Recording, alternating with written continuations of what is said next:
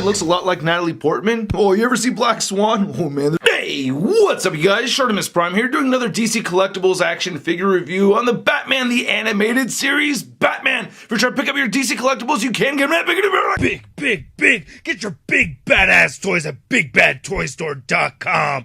Click the link in the description below. I'm very excited for this figure. This is definitely one of my favorite versions of Batman. I used to watch the Batman Animated Series cartoon all the time, and I remember the day it debuted, and I have all the DVDs, and I've been watching them. Actually, I'm missing the 4th DVD set, but I'll get it eventually. Anyway, it says Batman the Animated Series, Batman number 13, DC Collectibles right over there, and then on the back you just see the Batman logo. Alright, let's get to it and crack this thing open. And here's Batman out of the packaging, and I have to say I absolutely love this figure. I just think it is really cool. One of my all-time favorite figures as a kid was the original Animated Series Batman, not the one that had the weird purple armor or the weird blue and white camo, but just the regular version that looked like that. I'll show a comparison with that one later on. So whenever I see this one and I'm able to pose him around a lot more so than the original toy, I'm just very pleased. Every time I look at this, I'm just stoked. So for me, this just really hits the nostalgia spot big time. Anyway, it does come with a bunch of accessories, so let's take a closer look at those, and then we'll take a closer look at the Batman. A couple of pamphlets that come with this figure. You get the Batman Animated Series, the new Batman Adventures written right over there, and you can see some other products. I already ordered this. This is in the mail on its way, and I probably will be getting the Mad Hatter. I don't know about the other ones here, and I passed on these two, but I do have the Riddler. Then there's an instructional booklet showing how to set up the stand right here, which I have right back there, and you can see we get these 3 images of the Batman figure, and it's just a clear stand. You can rotate right here at the top, and then the clamps come together like so. We also get 3 interchangeable hands over here, along with a grapple gun and an extra interchangeable hand that holds the grapple gun already, so that's sculpted in there, so technically 7 interchangeable hands. And then we also get the Batarang right over here, and not really sculpted or painted with crazy detail, you know, but it serves the job, you know. And then we get a pair of fisted hands right here, and then you get these 2 Batarang holding hands. Then you also get this regular item grabbing hand, I guess, or for the grapple gun, but I don't really see how this really works, so I can just have him hold it like that if you like. I do have a little bit of paint chipping right here, because you saw at the beginning of the video he was holding the Batarang like this. This is actually for one of these hands over here, so you're supposed to just have, and you can see there's some chipping right over there, but yeah, you're just supposed to put this towards the end of the finger like that, and then he holds it like so that's pretty good, and it stays in a little bit more securely like that. Let's see, yeah, there you go. You want to kind of wedge it in there, and he holds it, and it won't fall out. So I really don't have many complaints about this figure at all, but one thing I will say is I would have appreciated just a little bit of paint right there on the mouth. I do think the head sculpt came out great though, I will say that. You can see his wicked underbite right there. It is tricky to see. The new Batman Adventures one does have the little paint right there on the mouth, so I appreciated that. So I would have appreciated that on this figure as well, but like I said, I still like the head sculpt, and I think the paint came out pretty clean. I like the flesh tone.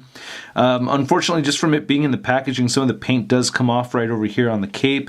Batman logo right there looks fantastic. That is super clean. I do wish this had an interchangeable cape like the new Batman Adventures version. That would have been kind of nice, but oh well, you know. So those are really my 3 main complaints, is that some of the paint came off right over here. Or it's actually just on this side right here, so yeah, it's not even that bad. There's no shadowing effect or anything on this figure, and I do not miss that, and I had this guy standing on the stand right there. But anyway, going back to this, I think the musculature looks really good, very accurate to the TV show.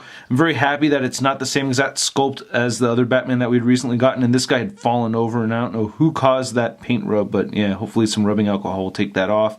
But yeah, going back to this guy, I'm really digging the sculpt a lot. It just has the likeness down from this version of Batman so well. Just looks really good. The utility belt looks great. Legs look pretty good over here. The boots look pretty solid. No peg holes right there underneath the feet though. The other Batman did have peg holes though, so I wish he had peg holes. So that's complaint number 4. Oh my god, I keep thinking of things.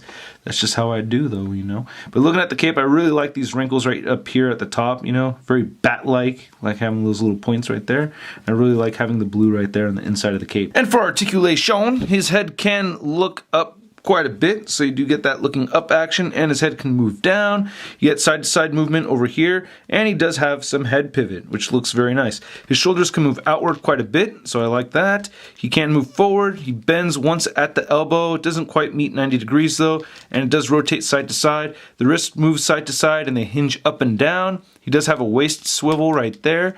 He has a DCUC gaping crotch pits right there. He can kick forward some. It gets a little tricky, and it feels a little scary. You can't move more than that, really. And I did get a little bit of weird rubbing on this side right there, which is kind of tricky to see, but yeah.